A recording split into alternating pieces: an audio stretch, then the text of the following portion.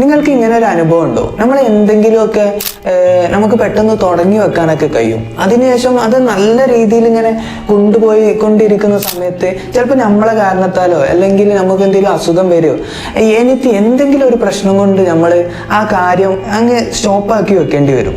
അതിന് ശേഷം നമ്മൾ രണ്ടാമത് തുടങ്ങുമ്പോൾ നമ്മൾ ആദ്യത്തെ കാര്യം നമ്മൾ കണ്ടാണ്ട് നമ്മൾ ഇത്രത്തോളം നന്നായിട്ട് ചെയ്തീനല്ലോ, ഇനി അങ്ങനെയാണ് നമ്മൾ രണ്ടാമത് തുടങ്ങുമ്പോൾ ഇത്രത്തോളം നന്നായിട്ട് നമുക്ക് ചെയ്യാൻ കഴിയുമോ എന്നുള്ളതൊക്കെ ഒരു സംശയത്തിൽ നിൽക്കുന്ന ഒരു അവസ്ഥയിലാണ് ഇപ്പം നിങ്ങൾ നിൽക്കുന്നത്. ഈ സമയത്ത് എനിക്ക് ഓർമ്മ വരുന്നത് പൗലോ കൊയ്ലോയുടെ ഒരു കോട്ടാണ്. ആ കോട്ട് ഇങ്ങനെയാണ്: നീ തുടരണം, ഇത്രത്തോളം വന്നില്ലേ, ഇനി വേണ്ടെന്ന് വെക്കരുത്. അതായത് നമ്മളൊക്കെ എന്തെങ്കിലും സ്വപ്നം കണ്ടു വെച്ചിരുന്നത് നമ്മൾക്കെല്ലാം അറിയുള്ളൂ നമ്മളുടെ സ്വപ്നം എത്രത്തോളം ഉണ്ടെന്ന്.